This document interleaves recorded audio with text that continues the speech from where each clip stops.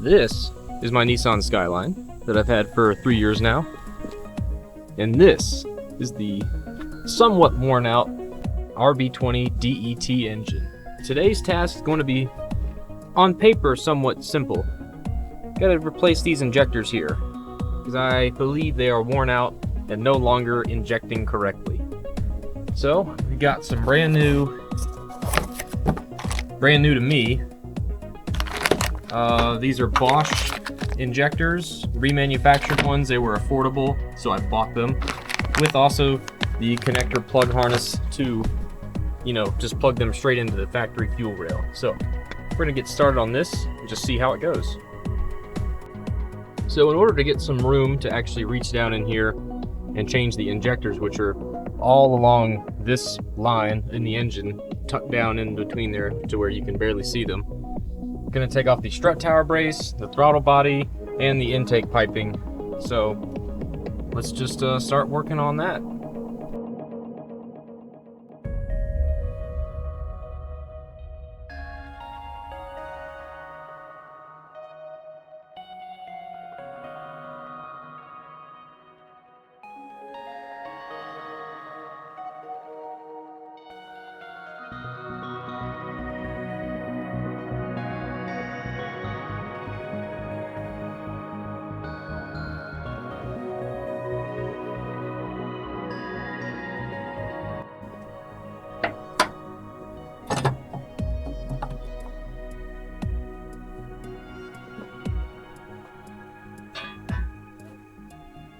Now that that's out of the way, we can do the rest of this intake piece. Loosen the hose clamps over here. Gotta come in here and remove these clipped vacuum lines. That one just slides off there pretty easily. And you also have to remove the vacuum hose to the blow-off valve.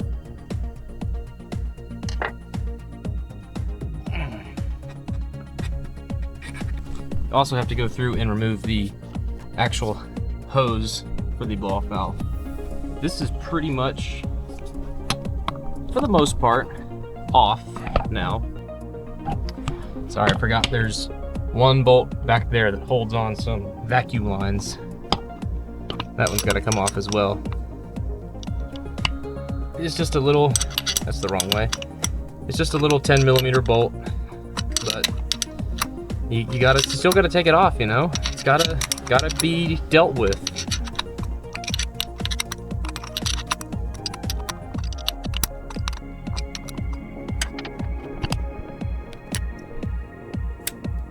It would just be easier just to remove this blow-off valve real quick.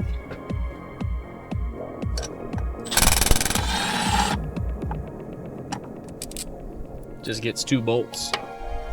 And then it's got a little metal gasket that you definitely have to keep track of. And look at that. So it comes off so much easier when you just remove the correct parts. There's my intake in there. It's actually got quite a lot of oil in it. So we're getting a lot of blow by.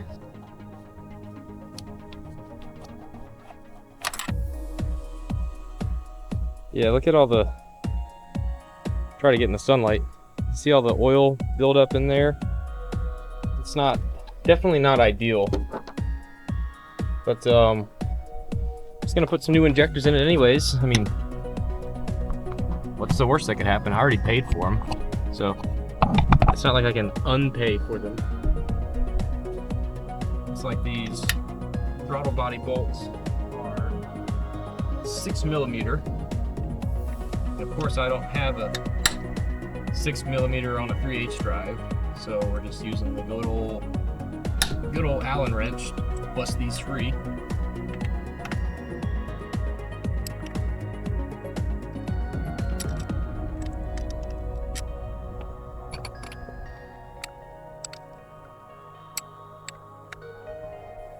This is kind of what I got to do since I don't have the really good socket that you're probably supposed to use for this. Just taking my 10 and using it as a sort of a leverage piece to help me break this all the way off.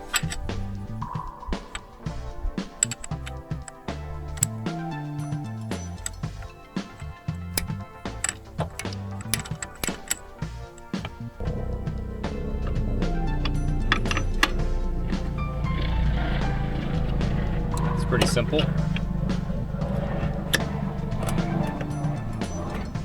In the sort of open position, then you can wiggle this out of there. There you go. There's your throttle cable disconnected. Just gonna take the rubber mallet, pop it off. You've just been a little stubborn. It has been on there for 30 years or so. I did go ahead and remove the throttle position sensor because I'm gonna have to disconnect one of these water lines here that's, you know, routed to the throttle body to keep the throttle body cool or bring it up to temperature, whichever wording you prefer to use. But once we get these water lines detached and the throttle body out of the way, then we can start tackling. There's this fuel rail bolt here, and there's one right there, somewhere in there. And then that will give me more free access to the injectors.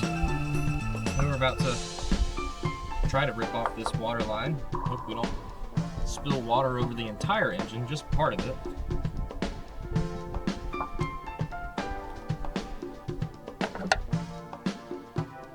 And of course, if you've ever worked on older 90s cars before, you'll know that if you're messing with water lines or any sort of rubber hose that's never come off, they sort of get like attached permanently almost. You have to break them free with some sort of pliers or something of that nature. So I did my standard thing. I was trying to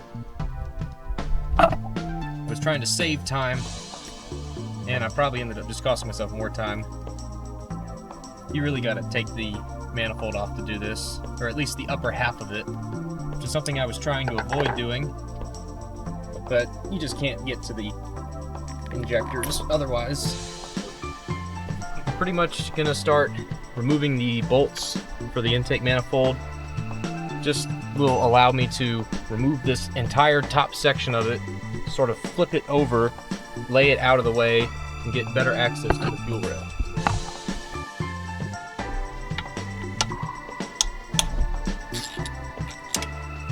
And I can already tell, just from looking at some of these bolts with my eyes, that not all intake manifold bolts are created equally. Some of these are going to be a humongous pain in the ass to get off.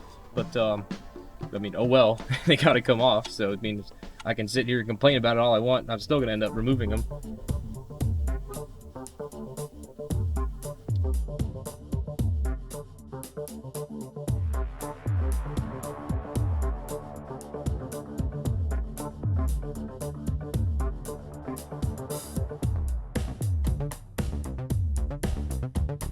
Desperate times call for desperate measures. I like to break this out every once in a while. I like to refer to this as the doohickey. You've got the flex head ratchet and the swivel bit with the shallow socket. So this is the answer to all of my problems today.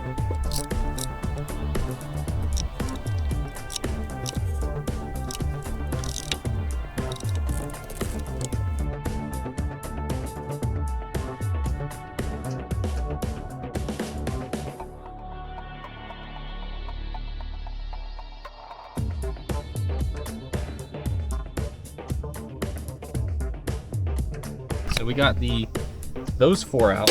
There's also one right there. See the top of it, so you got to come in from the bottom side. And I believe I think there's four more on the inner section. Back on this frame rail, it's not technically, so the jack is definitely on the jack point. The jack stand is only there to save my life.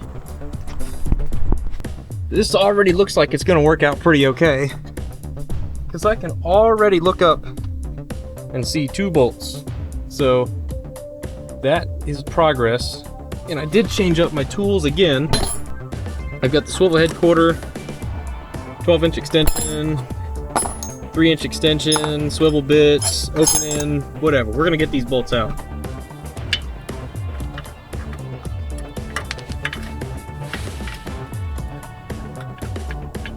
Oh my gosh, I need more extensions.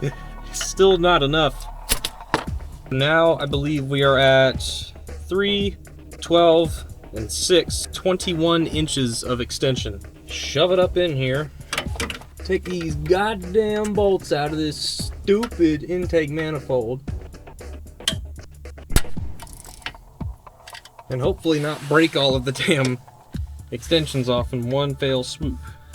But there's freaking power steering lines in the way.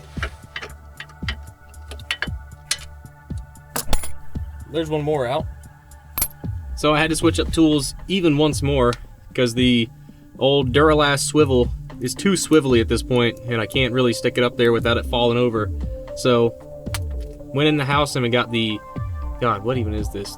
The Powerbuilt CR-V 1/4-inch flex head swivel, which is a lot tighter and stiffer than that old piece of shit Duralast. So we really don't have that many bolts left, honestly. I think it's no more than 2 or 3 remaining. There, it's out. So going through right now and removing this idle air control valve. Still just got one bolt in this fuel rail. I can get about a 1/16 of a turn on it at a time. See, it's that one down there, right there. I don't really have enough room to grab it with my fingers. And I don't have enough room to fit a ratcheting wrench in here, even if I had one at the house. And then it gets to the point where it doesn't want to spin anymore and you have to put the wrench back on it anyways. It's too loose for the wrench, but too tight for finger tight. So that's pretty much the standard combination for success and victory. So the fuel rail is unbolted, throttle body is unbolted, this extra sensor valve is unbolted, most of the vacuum lines are disconnected, all of the bolts are disconnected that hold the top half of the manifold to the bottom half. More or less should come off. Whether it wants to or not is a different question. It might need some persuasion still. I think that's actually the only thing holding it in. Here, come here. That hose right there that I'm pointing my light at sort of snakes down and connects to this other valve sensor piece here. If we can get this hose off, the rest of the manifold should come off with it. Then of course you got to go through and loosen it up with your pliers first because it's been on there for 30 years. And then slide it off. Oh baby, check this out. Watch this. We're just gonna pick this up.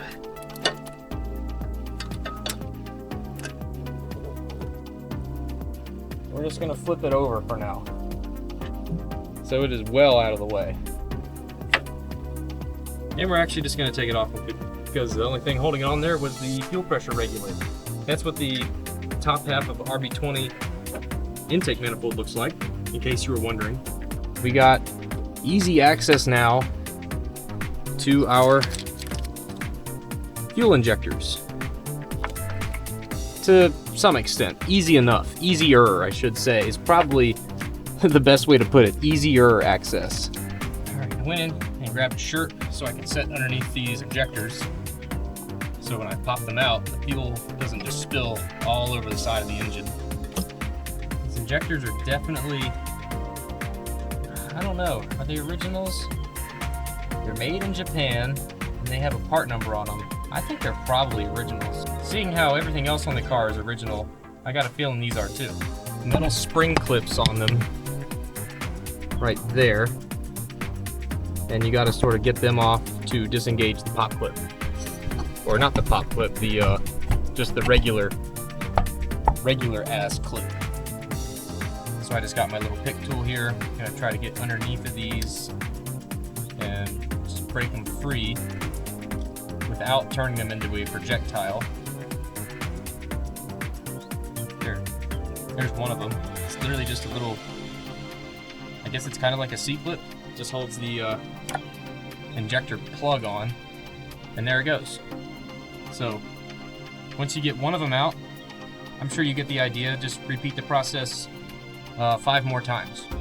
So one of the differences between the new injectors and the old injectors, I don't know if you'll be able to see it or not, but this injector, the stock injector, is a single hole injector, whereas the new injectors are a 4-hole design, which gives a more even fuel disbursement throughout the cylinder. I don't know, in theory at least. They're also, the new injectors are a lot smaller compared to the old ones. And they also, these replacement ones are a larger CC than factory. And as part of this kit, the new injectors come with harness adapters, so you can plug them straight into the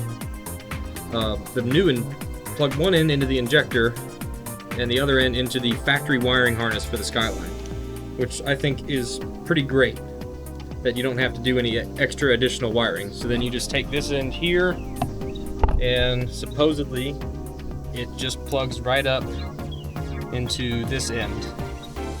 Easy peasy, look at that. Perfect connection. Then you just have to put your little metal clip back on there and reinsert the injector into the injector hole.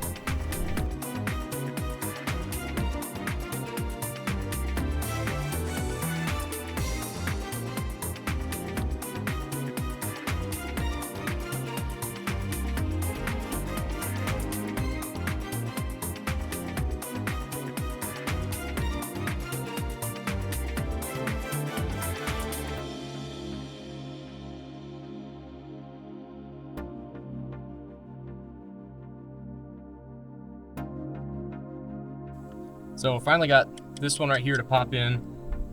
It wasn't easy, just had to grease it up and push on it real good. I'm going through now, removing the little O-ring seals in the cylinder head with my little pick tool. A little bit of wheel bearing grease on the seal end of them, and just trying to forcefully install them without breaking them, basically. That's my only plan so far. And I found that if you install them and then twist them a little bit, they kind of line themselves up and go in much easier. So that one's already in.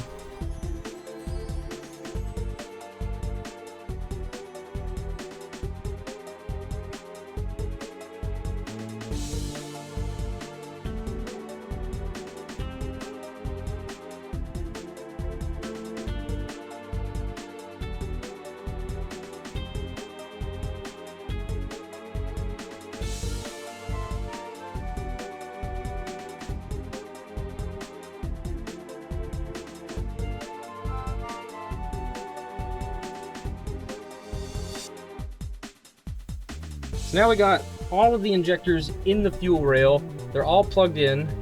They're all harnessed up.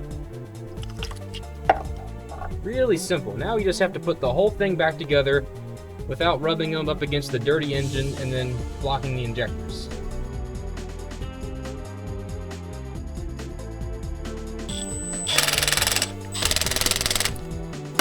Injector rail successfully reinstalled with the new injectors, with the new O-rings, with the new seals, with the new wiring harness pieces. What we're going to do now, I'm going to turn the key to the on position, which will prime the system. Then we'll run over, make sure there's no leaks anywhere. Just make sure there's nothing puddling underneath any of the injectors. I know you guys probably won't be able to see that much, but so far, everything's looking good. I don't see any fuel leaks or any drippage that's not supposed to be there. So I'm thinking we are going to call this a success. Look at this. Oh, that's a flimsy car. When the door won't shut. Usually you only get that with convertibles. This has a hard top, and you still get the flex. That's not great. Ooh, high quality Japanese steel right there. With some wheel bearing grease, just to try to help it seal. Give it every chance it can to seal correctly. I remember that.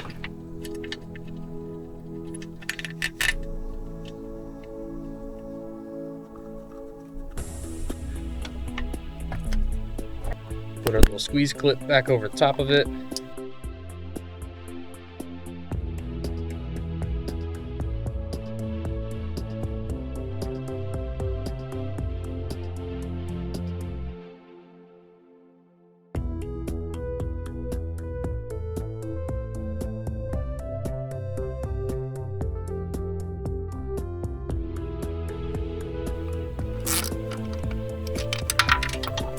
Oh shit.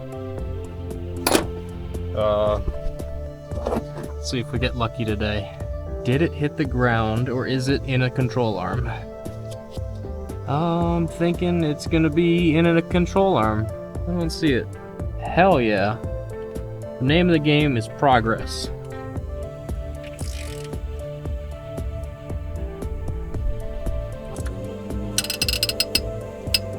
So, now we're at the point, we've got everything reattached except for the strut tower brace and the battery.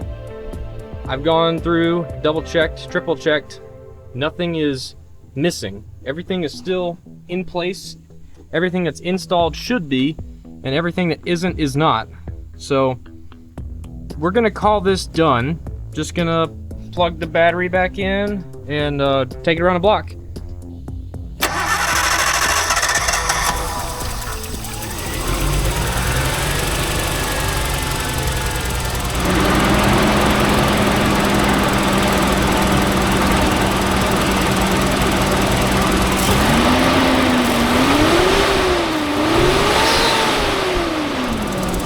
Right now I'm just looking for any fuel leaks. What we're gonna do now is take it out for a test drive and see if it's actually any better, the same, or worse.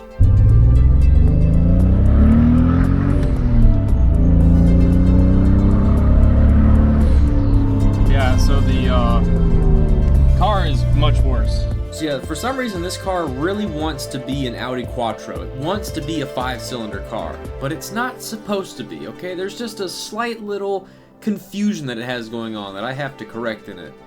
And by golly, it's giving me a hard time trying to correct it and fix it. So, it's still running on 5, but I have found the solution. So, we're back. About 2 or 3 weeks later, after I've gone through and finished all my diagnosis that I'm gonna do on this, and I did actually figure out one of the problems, if not all of them. So I was still having a misfire on the car as I was driving it around, as I'm sure you heard in that previous clip, because I was having the misfire in cylinder number 1, so I switched the coil packs.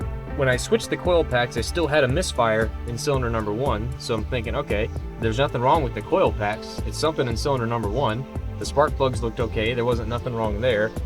And the coil packs, you know, it doesn't really matter where you put them, the same cylinder still has the same problem, which led me down looking at my harness connector here, and these cheap eBay harness pin connectors, the actual ground pin had come out of the harness, so the injector was getting power but no ground, so it wasn't injecting in the cylinder. So we just plugged it back in, cleaned up all the plugs, put the coil packs back on, got all the hoses and vacuum lines fitted up and correct, and then I'm thinking, man, this is great. Finally fixed my problem. The car's gonna run right now.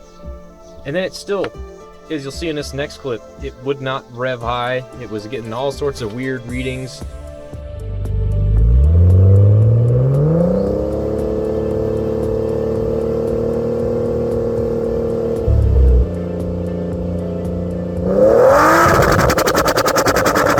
Sure, this would be cool if I had a pop and crackle tune on the car, but that's not really the case. That's just blatant misfiring and improper fuel mixture caused by the dirty mass airflow sensor, because, you know, the air has nothing to reference when the mass airflow sensor is not reading at all. So that's why it was misfiring so horribly.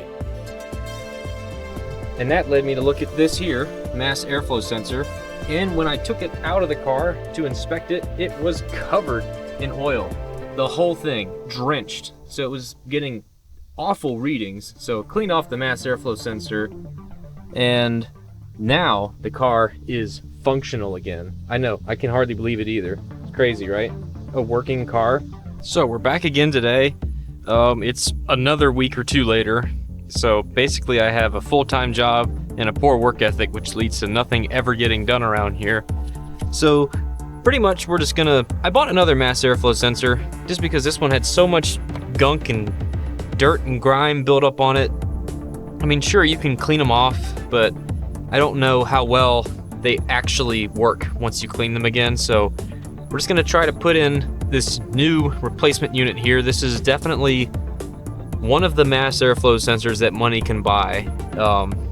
Take that with a grain of salt. So we're gonna swap this out, then we'll take the car around the block again, and hopefully you'll see now that everything is working perfectly and not questionably in any way at all.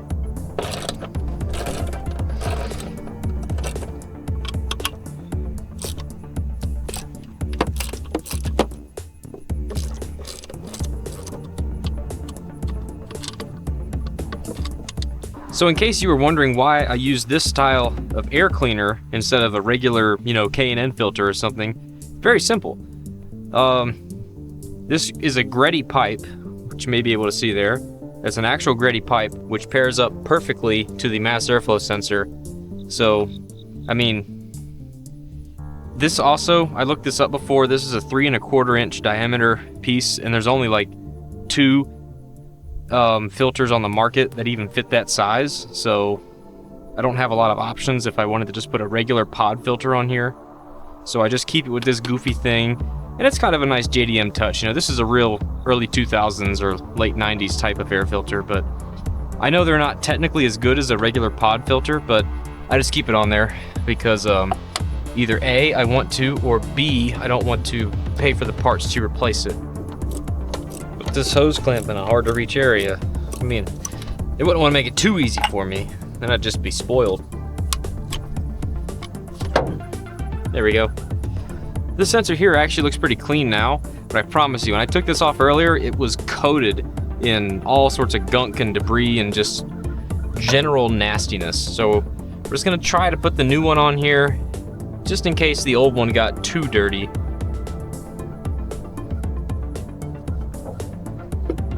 Go on there pretty simply, really. Just tighten up your hose clamp and you're good to go. Then we just gotta put the filter back on. Look at that, we're already done with this.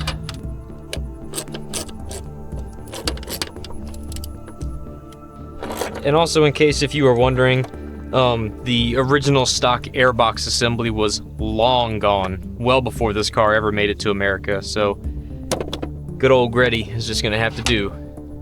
We got that swapped out. Let's see how it drives. So it looks like my ADHD kicked in. We found a garage sale about a block from the house, and I picked up a copy of Days of Thunder on VHS tape. Are you kidding me? Oh my goodness, I'm gonna get fucking hammered and watch this tonight. Hell yeah, brother.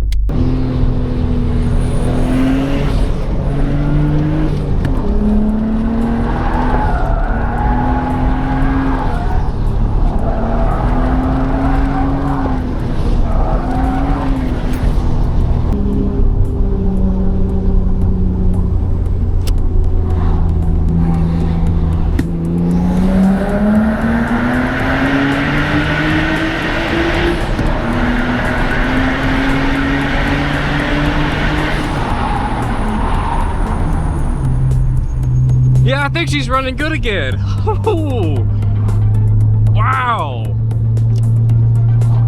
That seems like she is firing on all 6 correctly.